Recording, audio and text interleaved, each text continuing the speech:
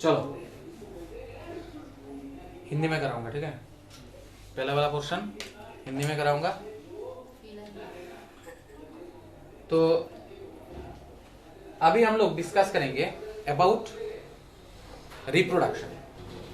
What about the topic that is reproduction. Suppose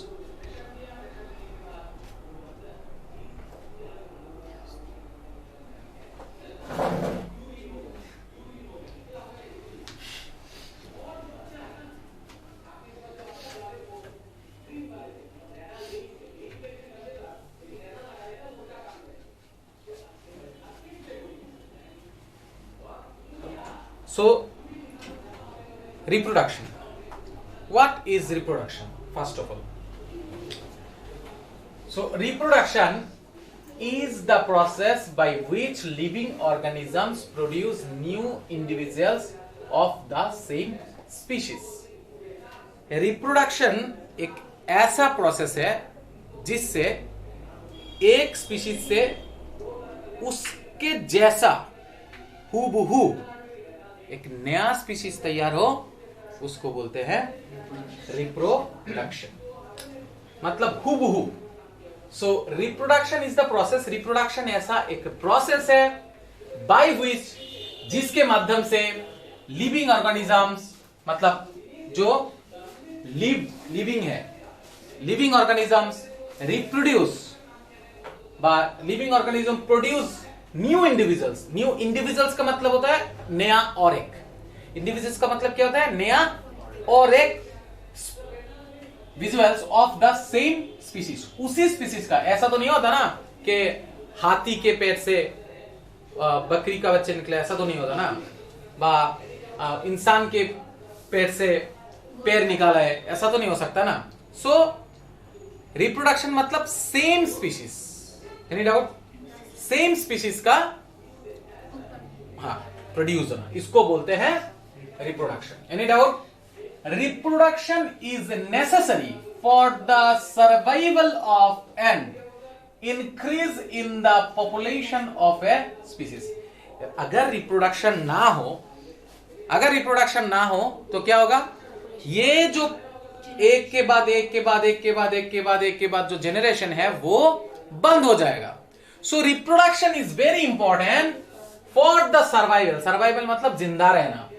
तो reproduction is necessary, reproduction बहुत ही importance है for the survival, ताकि वो जिंदा रह पाए and increase in the population of a species, वही पर्टिकुलर स्पीसीज का पॉपुलेशन इंक्रीज हो।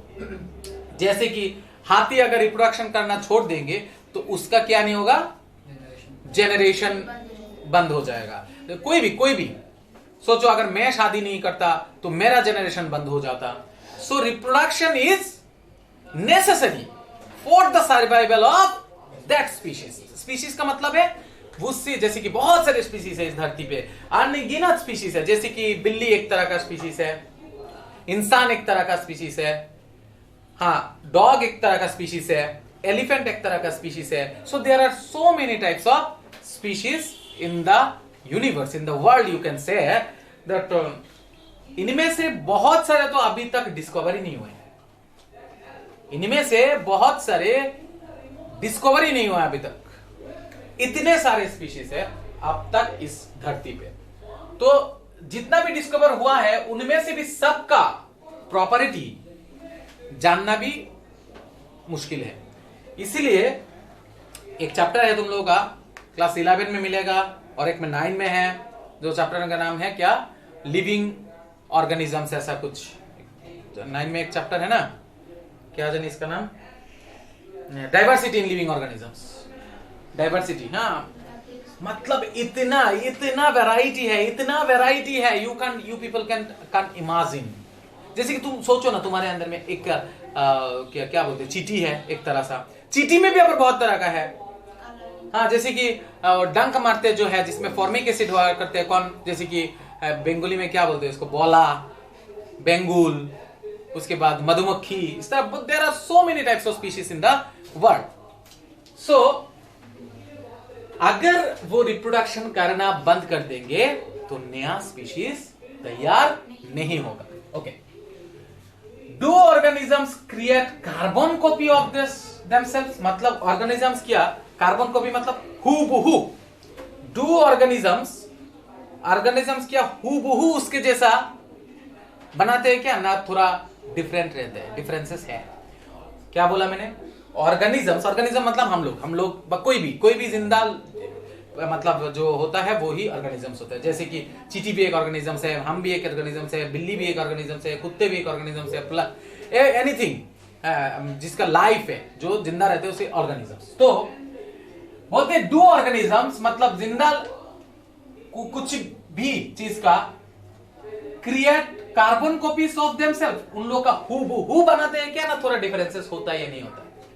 पहले तो हम लोग को जानना है the DNA deoxyribonucleic acid molecules is the chromosomes in the nucleus is responsible for transfer of characters from the parents to the offspring। मतलब हमारे बॉडी में क्या है? सेल है। हमारे बॉडी में क्या है? सेल है। सेल के अंदर होता है एक न्यूक्लियस। हमारे बॉडी में क्या है? सेल है। सेल के अंदर क्या होता है?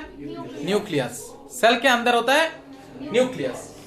न्यूक्लियस के अंदर होता है क्रोमोसोम। क्या होता है? क्रोमोसोम। क्रोमोसोम के अंदर होता है डीएनए। सेल के अंदर क्या होता है? न्यूक्लियस। एक छोटा सा अगर ड्राइंग में दिखाऊं,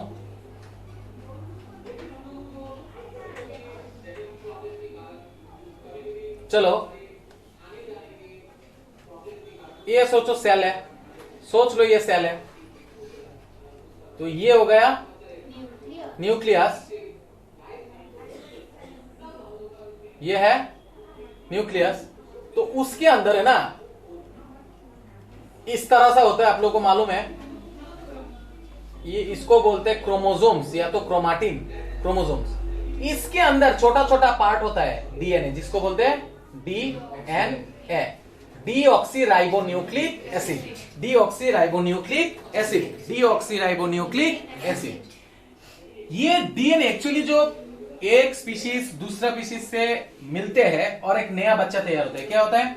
एक स्पीशीज दूसरा स्पीशीज नहीं, उसी स्पीशीज का, सोचो यहां पर एक ऑर्गेनिजम्स है, यहां पर एक ऑर्गेनिजम्स है, इन दोनों के मिलन से एक नया तैयार हुआ। अरे आप लोग रिप्रोडक्शन कर रहे हो, चिंता मत करो। ये दोनों एक दूसरे से प्यार करने के बाद जो रिजल्ट आया ये है, ठीक है।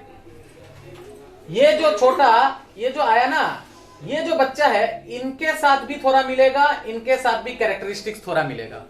क्यों? क्योंकि उन लोगों से क्या ट्रांसफर हुआ? डीएनए ट्रांसफर हुआ। क्या ट्रांसफर हुआ? डीएनए ट्रांसफर हुआ। This DNA is responsible for the characters. हमारे बॉडी में जो भी कैरेक्टर्स होते हैं वो कहां से आते हैं? मम्मी पापा के डीएनए से। मेरे अंदर जो डीएनए था वो आरोही के अंदर गया, मैम के अंदर जो डीएनए था वो आरोही के अंदर गया, और उसके कारण से उसका कैरेक्टरिस्टिक्स में हमारे गुण या जो भी बोलो बदगुण वो दिखाई देते हैं, है ना? सो दिखाई देते हैं। Any doubt? सो तुम्हारे फीचर्स भी तुम्हारे मम्मी पापा से मिलते होंगे। क्यों मिलते हैं? क्योंकि तुम्हारे अंदर तुम्हारे मम्मी पापा के क्या है? DNA, DNA. So the DNA is for deoxyribonucleic acid. हाँ, मॉलिक्यूल्स, ये एक तरह का मॉलिक्यूल्स होता है इन द क्रोमोसोम्स, मतलब क्रोमोसोम में कहा रहते हैं? सेल, सेल के अंदर न्यूक्लियस, न्यूक्लियस के अंदर डीएनए, क्रोमोसोम, क्रोमोसोम के अंदर DNA. Chromosomes in the nucleus is responsible, मतलब वो ही पूरा रेस्पॉन्सिबल है for the transfer of characters. Characters जो ट्रांसफर होते हैं ना, कैरेक्टर्स जो ट्रांसफर होते हैं वो रेस्पॉन्सिबल कौन है? ये बंदा। इसका नाम क्या है? डीएनए। कहां रहते हैं? सेल में। सेल के कहा? न्यूक्लियस। न्यूक्लियस के कहा? क्रोमोसोम में। Any doubt? So then offspring. Offspring मतलब ऑफस्प्रिंग को क्या बोलते हैं? ऑफस्प्रिंग क्या बोलते हैं पता है? जो बच्चा तैयार होता है उसको ऑफस्प्रिंग बोलते हैं। जो बच्चा तैयार होता है उसको क्या बोलते हैं? जिन दोनों का प्यार होता है उसको बोलते हैं पेरेंट्स। जिन दोनों के प्यार होता है उसको बोलते हैं पेरेंट्स, ठीक है। जिन दोनों को प्यार होता है उसको बोलते हैं पेरेंट्स। और उससे जो टपका, ये प्यार करते करते जो टपका, वो क्या है? बच्चा। बच्चा वो ऑफस्प्रिंग है। वो क्या है? ऑफस्प्रिंग है। वो क्या है? ऑफस्प्रिंग है। तो याद रखना, बच्चे को साइंटिफिकली ऑफस्प्रिंग बोला जाता है और मम्मी पापा को तो पेरेंट्स ही बोलेंगे। So responsible for the transfer of from the parents to the offspring. Parents to the offspring मतलब वो प्यार करने से जो टपका वो offspring. During reproduction the reproductive cells produce two copies of the DNA which separates into two cells. The DNA copies will be similar but not identical to each other, so the new individuals have slightly variation from their parents. Actually क्या होता है, सोचो ये एक parents है और ये एक पेरेंट्स है, मतलब ये एक मम्मी है ये पापा है, सोचो तो उसका डीएनए और इसका डीएनए दोनों डीएनए सेम होगा लेकिन आइडेंटिकल नहीं होगा। आइडेंटिकल मतलब पता है क्या? हूबहू। आइडेंटिकल मतलब हूबहू। आइडेंटिकल मतलब हूबहू, जेरॉक्स। थोड़ा बहुत डिफरेंस होगा डीएनए में। उस डिफरेंस के कारण ही हम लोग मम्मी पापा से जो बच्चे आते हैं वो थोड़ा मम्मी पापा से हूबहू नहीं होते। तो ये जो वेरिएशन मतलब पता है क्या? डिफरेंसेस है ना। तुम्हारे मम्मी के चेहरा से तुम्हारा चेहरा थोड़ा बहुत अलग है, हर किसी का। मेरा भी चेहरा अलग है, ठीक है ना। ये जो डिफरेंसेस आया क्यों आया? डीएनए के कारण। कौन रिस्पॉन्सिबल है? DNA responsible each other. So the new individuals have slight variation. Variation मतलब पार्थक्य, बंगाली में बोले तो पार्थक्य बोलते हैं ना, difference from their parents. This is the basis for variation and evolution of new species. इसी तरह वही ये जो एक के बाद एक नया स्पीशीज तैयार होते हैं, नया स्पीशीज तैयार होते जाते हैं। क्यों होते हैं? सोचो यहाँ पर एक पेरेंट्स है, जैसे कि हम लोग बोलते हैं ना हम लोग बंदर से आए हैं। सो एक्चुअली क्या है, बहुत पहले हम लोग कुछ ऐसा थे शायद, उसके बाद उसको इवोल्यूशन होते होते होते थोड़ा चेंजेस, डीएनए में थोड़ा चेंजेस आया, एक नया स्पीशीज आया, मतलब नया स्पीशीज नहीं थोड़ा डिफरेंस आया, उसके बाद वाला थोड़ा डिफरेंस, उसके बाद वाला थोड़ा डिफरेंस, उसके बाद वाला थोड़ा डिफरेंस, इस तरह से होते सोचो आज से लाखों साल बाद हाँ इंसान का चेहरा ऐसा होगा ही नहीं। हाँ कुछ और वेरी पता नहीं, जैसे तुम पहले जमाने के तुम हीरो हीरोइन देखो आज से 100 साल पुराने, तुम्हें चेहरे का शेप देखने से पता चला कि पुराना जमाना का ये, किंतु बालों के स्टाइल, ये हेयर कट और क्या बोलते हैं पहनावट के कारण नहीं है, ये भी थोड़ा बहुत डिफरेंसेस है। पहले जमाने के बच्चे का चेहरा अभी के जमाने, पहले बोलते मैं ऐसा नहीं बोल कि दो साल पहले के बच्चे का, मतलब हाँ एटलीस्ट 500 साल पहले के एक बच्चा ले लो तो थोड़ा डिफरेंसेस नजर आएगा, ये सब नॉट। सो इस तरह से हजारों साल बाद जाओ, ये जो डिफरेंसेस वेरिएशन होते होते होते होते होते होते एक नया स्पीशीज तैयार होते हैं, एक नया स्पीशीज तैयार होते हैं। सो रिप्रोडक्शन, यहाँ पर क्या मकसद था यहाँ पर का? रिप्रोडक्शन हमारे के लिए जरूरत है या नहीं है? रिप्रोडक्शन हमारे लिए जरूरी है या नहीं है? क्योंकि अगर रिप्रोडक्शन ना हो तो नया स्पीशीज तैयार नहीं होगा और इस स्पीशीज का बढ़ना बंद हो जाएगा, ठीक है ना। इस स्पीशीज का करते हैं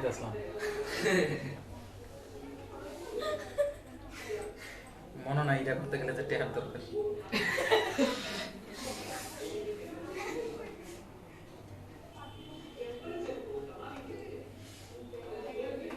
Now the importance of variation, मैंने इंपॉर्टेंस ऑलरेडी बोल दिया। वेरिएशन होते होते क्या होगा? What is variation? फिर से बोलो, व्हाट इज वेरिएशन? वेरिएशन मतलब चेंजेस, थोड़ा बहुत जो चेंजेस होते होते उसको बोलते हैं variation. DNA copying during reproduction is important for maintaining the body design for different organisms। देखो डीएनए कॉपी करना तो चाहिए, क्योंकि हाथी का डीएनए और इंसान का डीएनए सेम नहीं होगा ना, दोनों का डीएनए अलग होगा। तो हाथी का बच्चे का चेहरा हाथी के जैसा होता है, बोलो तो क्यों? क्योंकि हाथी का बॉडी से जो डीएनए आया वही डीएनए तो उस बच्चे के अंदर है ना, तो बेसिक डिजाइन के लिए डीएनए चाहिए। समझ में आना मैंने क्या बोला? सोचो यहां पर एक कुछ भी एक ऑर्गेनिजम्स है, तो यहां पर एक ऑर्गेनिज्म, ये तो इंसान जैसा लग रहा है, तो यहां पर सोचो एक बिल्ली जैसा हो गया, फिश जैसा हो गया। इसको ड्राइंग करने में इजी होगा, वही करता हूं। सोचो। कुत्ता अच्छा ठीक है, रहने दो। चलो हम लोग ऐसा बना लेते हैं कुछ।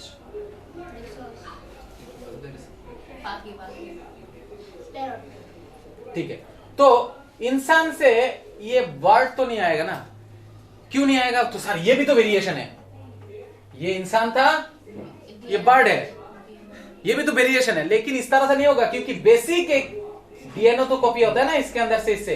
तो बेसिक एक डिजाइन होगा जो इंसान ही बनाएगा। लेकिन उसका नाक सोचो थोड़ा सा, उसका नाक सोचो थोड़ा सा ऐसा था, इसका नाक सोचो थोड़ा ऐसा था, और इसका नाक सोचो, सोच लो इसका नाक ऐसा हो गया। तो देखो बेसिक डिजाइन सेम है, नाक ही है, मुंह की है, लेकिन इसका नाक थोड़ा लंबा है। तो मतलब क्या है, यहां पर जो डीएनए था वो डीएनए उसको बेसिक स्ट्रक्चर देने में हेल्प किया। बेसिक स्ट्रक्चर माने इंसान का शेप इंसान ही देंगे, इंसान की तरह ही होगा, 2 हाथ 2 पैर। मछली का जैसे नहीं होगा ना, लेकिन मछली का जब फिश का जब और फिश मतलब ऑफस्प्रिंग तैयार होगा तो वो क्या होगा? फिश ही होगा, क्योंकि वो उसका डीएनए कॉपी कर रहे हैं। लेकिन उस डीएनए में थोड़ा डिफरेंसेस है जिसके कारण वो चेंजेस आया। क्लियर? ओके। उसके बाद organisms to survive the existing environment, but the environment is constantly changing due to changes in the temperature, climate, water. अच्छा, अभी बोलोगे सर ये चेंजेस होता क्यों? जरूरत क्या है इस चेंजेस का? अगर वेरिएशन ना होना तो हम लोग क्लाइमेट के साथ एडजस्ट नहीं कर पाएंगे। क्या बोला मैंने? क्योंकि देखो दिन ब दिन क्लाइमेट चेंज हो रहा है, वेदर चेंज हो रहा है ना? तो हम लोग जो इसके बाद जो टपकेंगे ना, वो जो टपकने वाला जो है वो इस क्लाइमेट के साथ एडजस्ट तो करना पड़ेगा ना। तो एडजस्ट कर पाए इसीलिए उस डीएनए के अंदर थोड़ा समझ में आया? अगर वो चेंजेस नहीं देता तो ये नया जो एनवायरनमेंट है उसके अंदर वो खुद को एडजस्ट नहीं कर पाते। समझ में आया? So that's why the variation is important. अगर वेरिएशन ना हो, वेरिएशन का मतलब ये नहीं किंतु कि हाथी के बच्चे से इंसान के बच्चे निकले, ये भी वेरिएशन है, लेकिन इट इज नॉट पॉसिबल, क्योंकि डीएनए जो कॉपी होता है वो हाथी का हाथी एक बेसिक स्ट्रक्चर लेके जाता है ना। जैसे कि इंडिया में जो घर होते हैं वो हम लोग थोड़ी यूएसए के स्टाइल में घर बनाते हैं, लंदन की स्टाइल में घर बनाते हैं, नहीं ना, क्योंकि इंडिया का एक बेसिक स्टाइल है। गांव में जाओ एक बेसिक स्टाइल है, गांव में तुम टाउन में जाओ हर घर के 3 ताला 4 ताला बिल्डिंग है। गांव में जाओ हर किसी के जितना भी पैसा हो वो 1 ताला में खत्म, क्योंकि उसका एक बेसिक डिजाइन है, उसी में रहेंगे हम लोग। सो हर किसी का एक बेसिक डिजाइन है, लेकिन थोड़ा बहुत चेंजेस है ना एक घर से दूसरा घर। तो ये क्या है? ऐसा कभी घर देखा किसी का फ्लोर ऊपर है छत नीचे है? ऐसा नहीं है ना। सो बेसिक डिजाइन नहीं पता, ये पता आपका छत में वो लगाया है क्या बोलते हैं उसको? नहीं, हाँ, फॉल सीलिंग, और लाइट भी आपके साथ। ये क्या है? ये थोड़ा बहुत डिफरेंसेस है जिसको हम लोग बोलेंगे वेरिएशन, ये बोलेंगे है ना। हर घर में जाओ 4 वॉल होता है,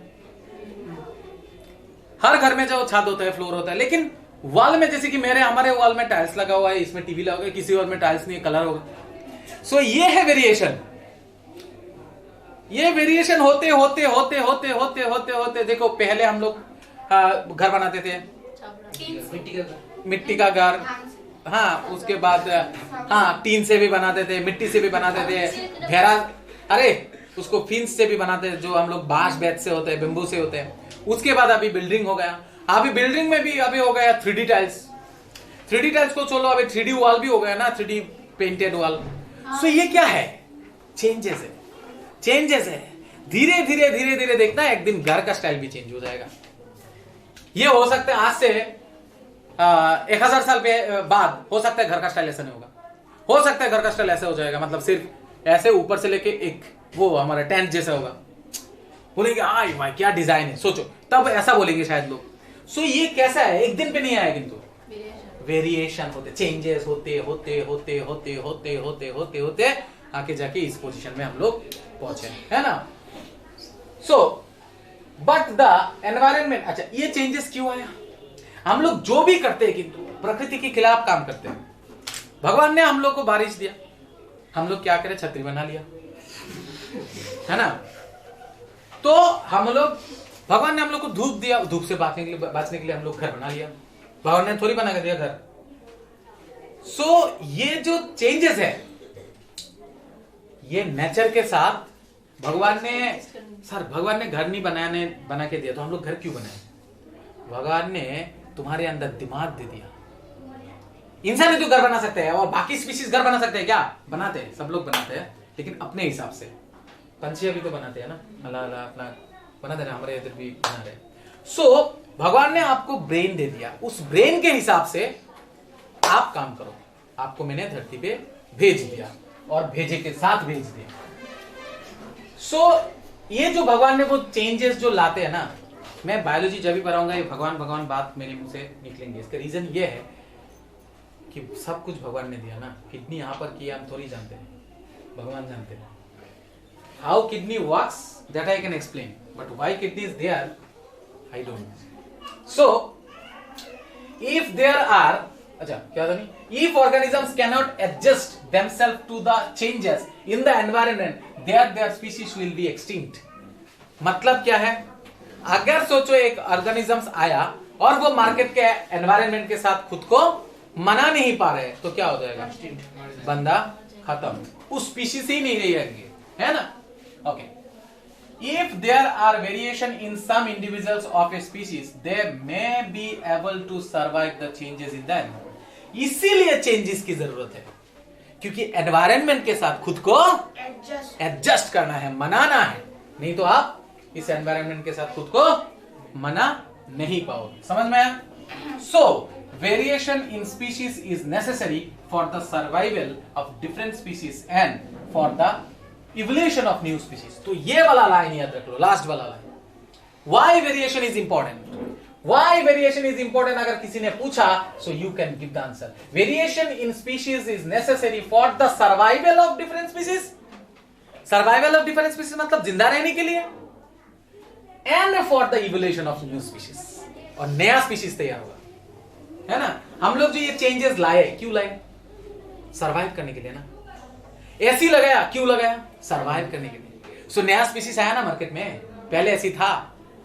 पहले नहीं था, क्योंकि पहले में इतना वो नहीं था, हाँ, इतना गर्मी नहीं थे, इतना पोल्यूशन भी नहीं थे, तो जो भी है, तो इसलिए गर्मी इतना कम थे, तो लोगों इसके बारे में सोचा ही नहीं, चेंजेस नहीं आया।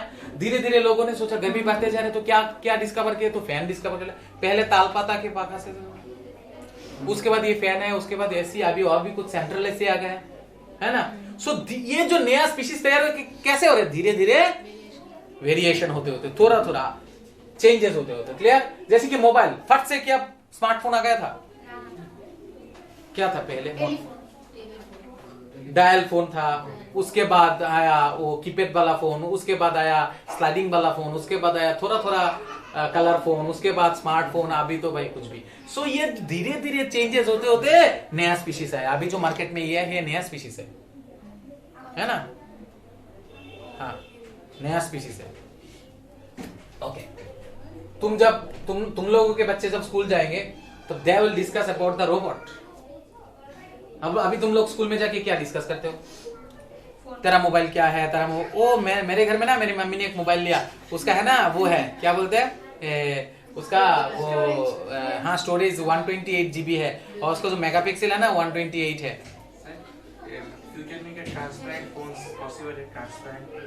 अभी तो है, फ्यूचर में छोड़ो, अभी है।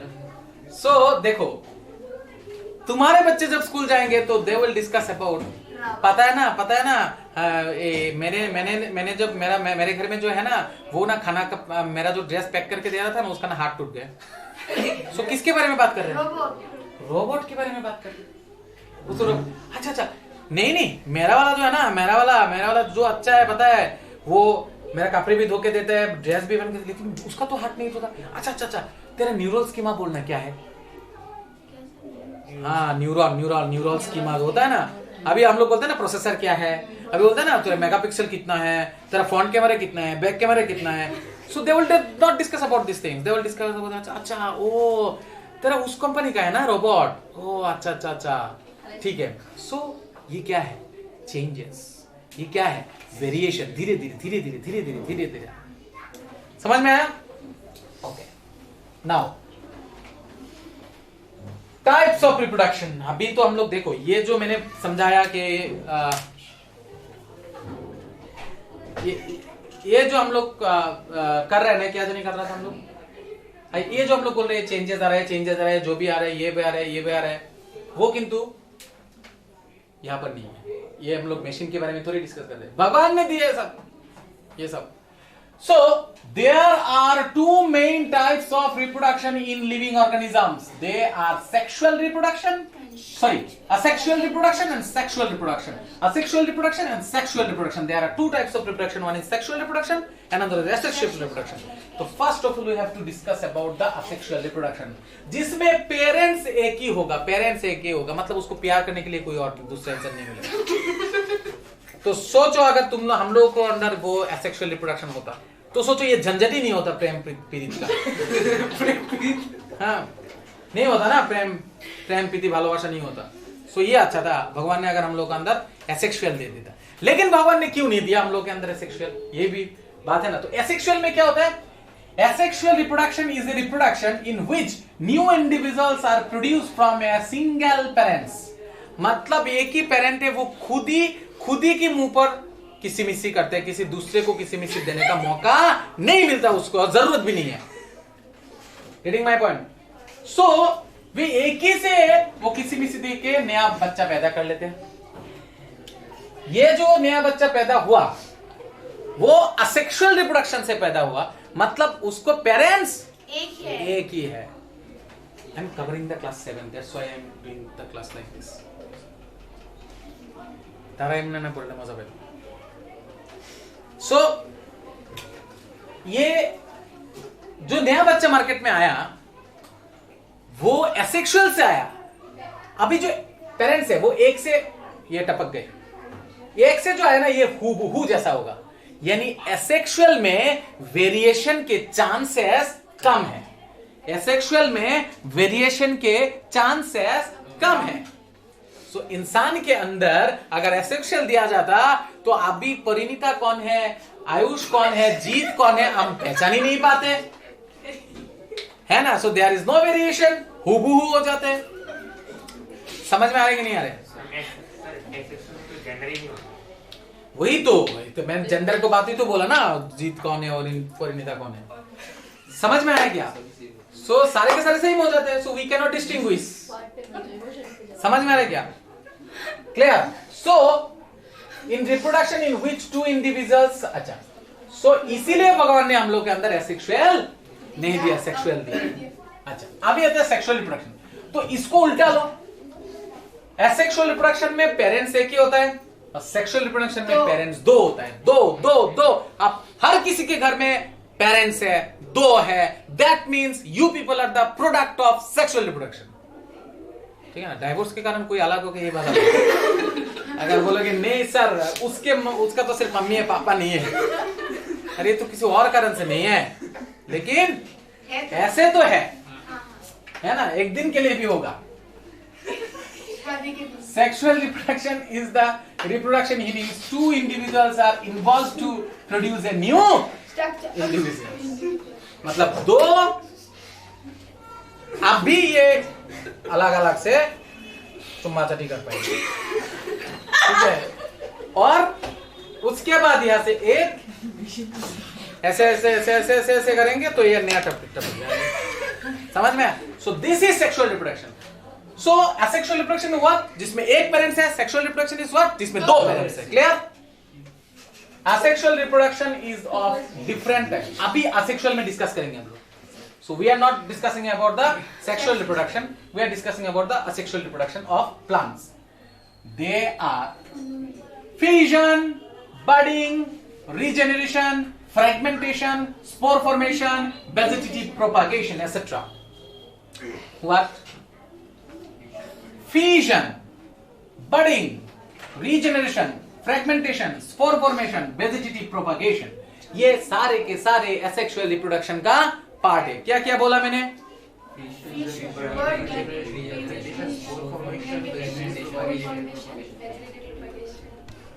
हाँ, क्लियर? ये हम लोगों ने पढ़ लिया already. Fusion, budding, regeneration, spore formation and vegetative propagation. So हाँ, फ्रेगमेंटेशन। तो देखो,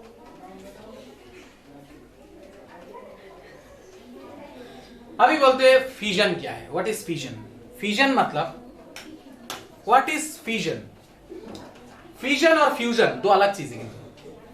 फ्यूजन मतलब अलग होना, फ्यूजन मतलब एक होना, और यह है फ्यूजन। फ्यूजन मतलब एक से दो निकला, एक से चार निकला, एक से 10 निकला। सो इसको बोलते हैं fusion. Fusion, fusion. We are discussing about asexual or sexual? Asexual reproduction। और asexual reproduction में fission is an asexual reproduction by which a unicellular, अब भी आएगा unicellular, जो एक सेल से बनते हैं उसको क्या बोलते हैं? यूनिसेलुलर। जो एक ही सेल से बनते हैं उसको बोलते हैं यूनिसेलुलर, जैसे कि एमोएबा, जैसे कि एमोएबा। सो fission is an asexual reproduction by which a unicellular organism divides and forms two or more new individuals.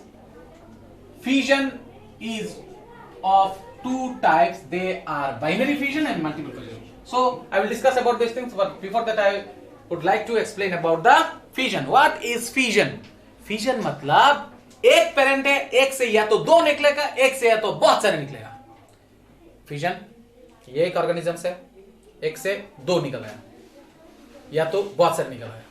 अगर दो निकल आया तो बाइनरी, अगर बहुत से निकल आया तो मल्टीपल। एक से दो निकल आया तो बाइनरी का मतलब होता है दो। बाइनरी का मतलब होता है दो। बाइनरी का मतलब होता है दो, और उसका मतलब मल्टीपल का मतलब बहुत सारे। सो अभी देखो, बाइनरी जैसे कि सोचो ये एक एमोएबा है, ये एक से देखो, इधर दिया हुआ है पिक्चर, यू कैन सी। ये एमोएबा है फर्स्ट स्टेज, ये ऐसे थोड़ा लंबा हुआ, देखो न्यूक्लियस थोड़ा, इसमें देखो और थोड़ा डिवाइड हुआ, इसमें देखो और थोड़ा डिवाइड हुआ, इसमें देखो और थोड़ा डिवाइड हुआ, इसमें और देखो दो हिस्सों में डिवाइड हुआ। लगभग दोनों सेम ही है, लेकिन थोड़ा बहुत डिफरेंसेस है। तो इसमें तुम कौन लड़का है कौन लड़की है नहीं पहचान पाओगे ना, क्योंकि ये एसेक्सुअल का प्रोडक्ट है और इसके एक ही पेरेंट है, दो पेरेंट नहीं है। सो इसमें एक से दो बना, एक से दो बना, इसीलिए इसको बोलते हैं बाइनरी फिजन। इससे एक से दो बना, इसीलिए इसको बोलते हैं बाइनरी फिजन। क्लियर और not clear? Multiple fission in this method. अच्छा, इसका एग्जांपल क्या बाइनरी फिजन का?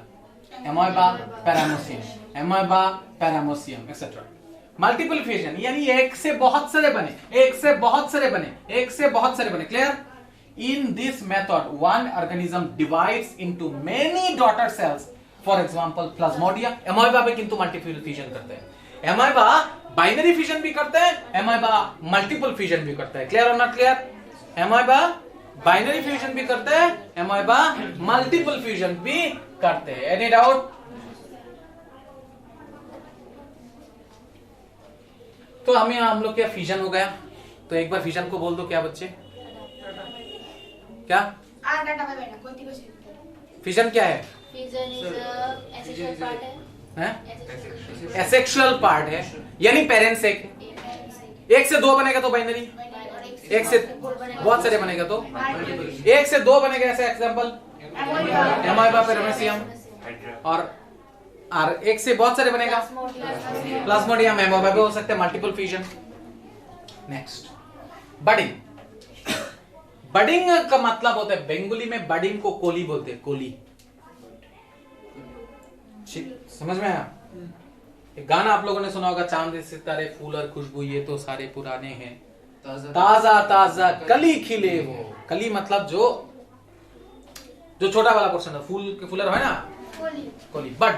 सो in this method a bud like projection, bud like projection देखो, ये है हाइड्रा, इससे एक बाट, इसको बोलते हैं बाट, कोली। ये कोली थोड़ा बड़ा हुआ, और भी थोड़ा, सॉरी ये 3 है, और थोड़ा बड़ा हुआ, अपने आप पेरेंट से डिटैच हो गए, सो अभी बोलोगे सर ये भी तो बाइनरी डिफिजन है, 1 से 2 बना, लेकिन ये नहीं, ये तो इसका मेथड थोड़ा अलग है ना, थोड़ा एक बट जैसा निकाल आया, समझ में आया, उसके बाद एक बट थोड़ा भरा हुआ, उसके बाद बट और भरा हुआ, डिटैच हो गया तो 2 बना। सो 1 से 2 ही बना, लेकिन इसका तरीका थोड़ा अलग है, इसलिए उसका नाम बट निकल के होता है, इसलिए इसका नाम बडिंग, बट निकल के हो रहा है इसलिए इसका नाम बडिंग। समझ में आ रहा है? देखो इसका भी सेम, देखो ये है, देखो ये भी अगर तुम बोलोगे ना सर ये भी देखो 1 से 2 ही आया ना, लेकिन ये तरीका थोड़ा अलग है, थोड़ा बट निकल आया, थोड़ा बट निकल आया, इससे 1 से 2 आया। In this method, a bud-like projection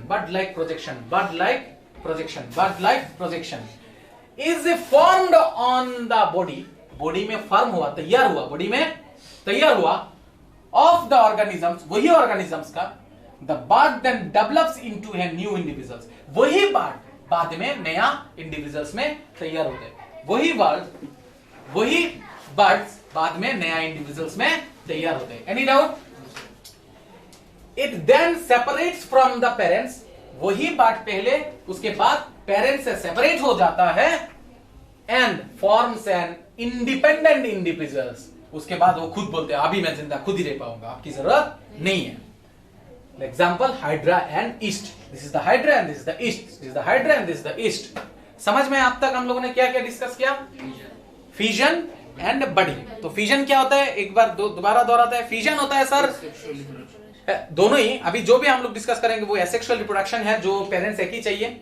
so fission में क्या होता है, 1 से डिवाइड होके सेल अपने आप बड़े होते होते होते डिवाइड होके 1 से 2 आएगा, या तो 1 से बहुत सारे आएगा, अगर 2 आएगा तो बाइनरी, अगर बहुत सारे आएगा तो मल्टीपल, अगर 2 आएगा तो इसका एग्जांपल एमोइबा एंड पैरामीशियम, बहुत सारे आएगा प्लाज्मोडियम, एमोइबा और है बड़ी।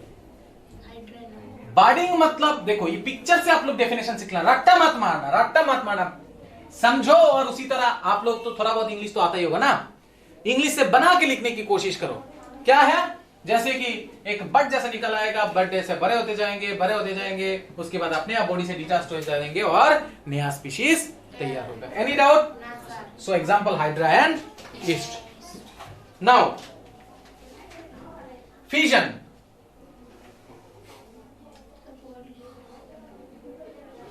रीजेनरेशन, अभी है रीजेनरेशन, यानी री का मतलब क्या है, नया, री फिर से री मतलब फिर से।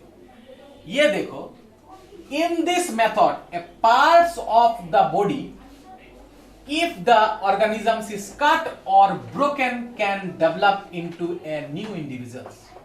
सोचो ऐसा कोई भी ऑर्गेनिजम्स है जिसका कुछ एक पार्ट कट गया या तो टूट गया, कट गया या तो टूट गया, इससे ही नया स्पीशीज तैयार हो जाएंगे।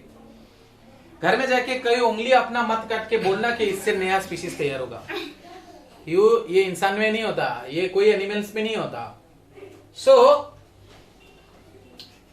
इन this method a parts of the body का एक पार्ट्स किसी कारण से कट गए या तो टूट गया, ब्रोकन हो गया, और ये टूटे वाले पोर्शन से नया स्पीशीज तैयार हो गए। सो इसको बोलते हैं व्हाट, रीजेनरेशन। देखो ये री मतलब इसी से री फिर से तैयार हो गया, इसी से फिर से तैयार हो गया, इसी से बोलते हैं रीजेनरेशन। क्लियर? एग्जांपल क्या है, हाइड्रा भी हो सकता है, प्लेनेरिया भी हो सकता है, स्टारफिश भी हो सकता है। Any doubt? सर बडिंग और रीजेनरेशन को सेम नहीं, कहां से में बडिंग तो उससे अपने आप एक ग्रोथ हुआ। बडिंग क्या है, बडिंग तो अपने आप एक ग्रोथ हुआ, वो ग्रोथ के वो काटपट नहीं हुआ, वो अपने आप काट हुआ। ये तो एक ऑर्गेनिज्म था किसी कारण से काट हो गया, तो उस कट वाले पोर्शन से एक नया तैयार हुआ। बडिंग पता है क्या, बडिंग होता है जैसे कि सोचो ये तुम्हारा पैर है, इससे एक नया ट्यूमर जैसे बाहर आया, वो ट्यूमर टूट के एक नया प्लांट, नया ऑर्गेनिज्म हो गया, ये बडिंग है। और प्लांट ऐसा है, सोचो यहां पर कट दिया किसी ने, वो कट वाले पोर्शन से एक बन गया और इस वाले पोर्शन से और एक बन गया, ये है रीजेनरेशन। समझ में आया? रीजेनरेशन और बडिंग में समझ में आया? रीजेनरेशन मतलब cut cut cut cut cut cut, और क्या है, और क्या है बडिंग। बडिंग का मतलब तो एक कोली जैसा निकल आएगा। समझ में आया? नाउ फ्रेगमेंटेशन और रीजेनरेशन में थोड़ा मील है। और एक पोर्शन का नाम क्या है, fragmentation. In this method, the body of a simple multicellular organism breaks up into smaller species and maturation, and each fragment develops into new individual. Now you can compare. कि सर ये भी तो cut हुआ, cut वाले portion से दो नया आया, और यहां पर ये भी तो कट हुआ, कट से नया पोर्शन है. लेकिन इस लाइन को थोड़ा पढ़ के देखो. In this method A part of the body if the organisms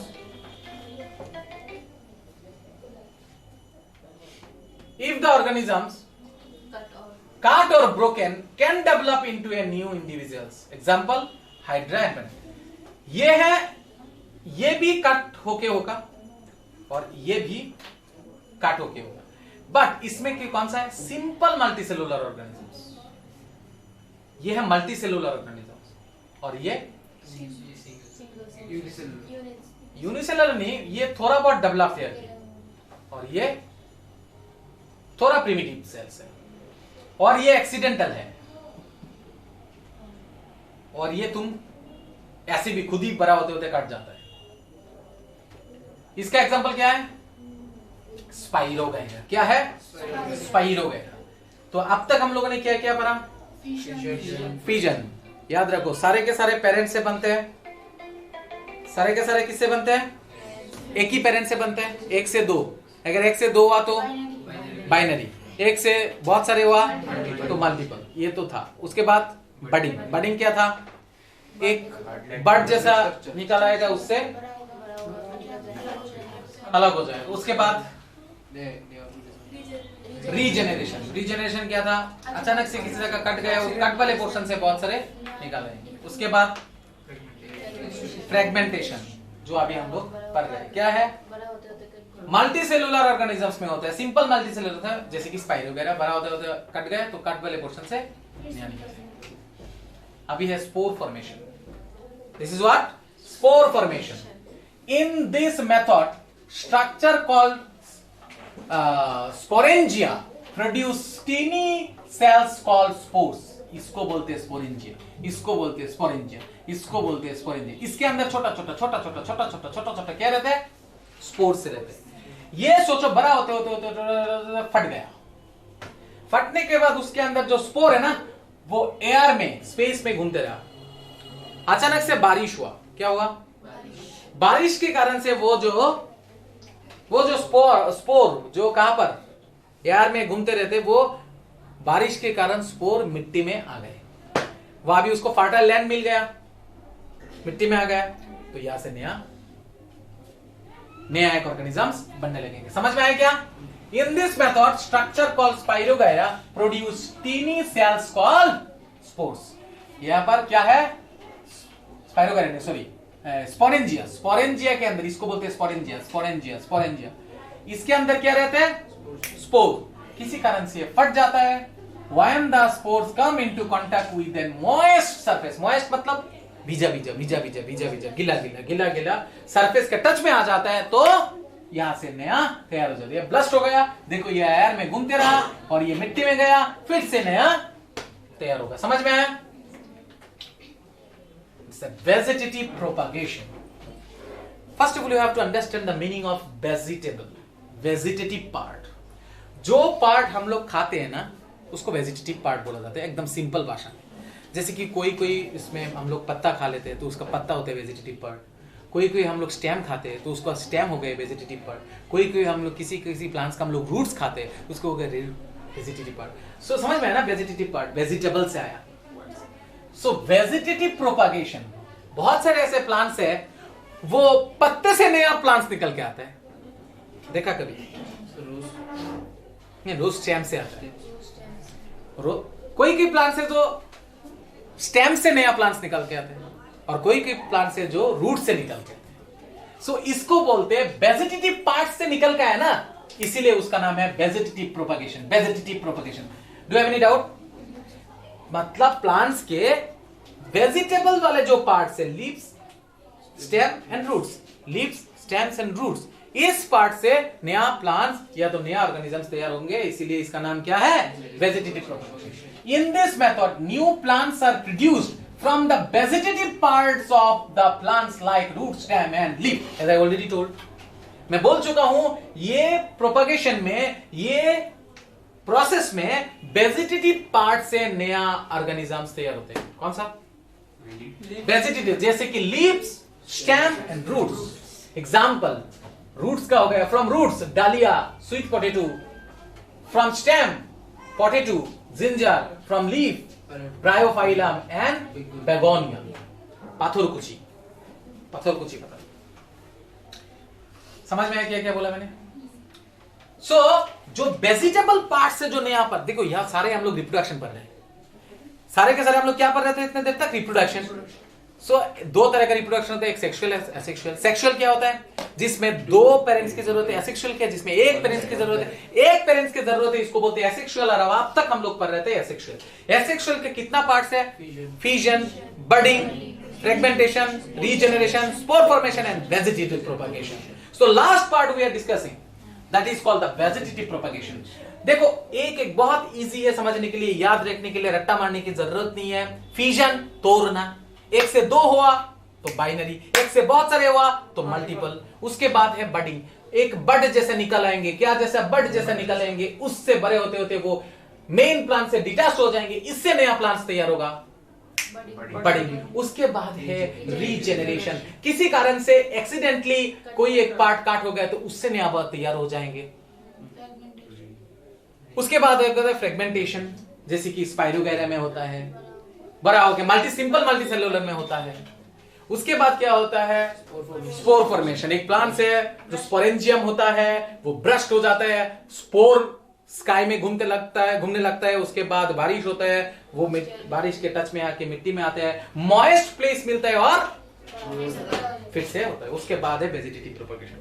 vegetative propagation मतलब वेजिटेबल पार्ट से नया ऑर्गेनिजम्स तैयार होगा।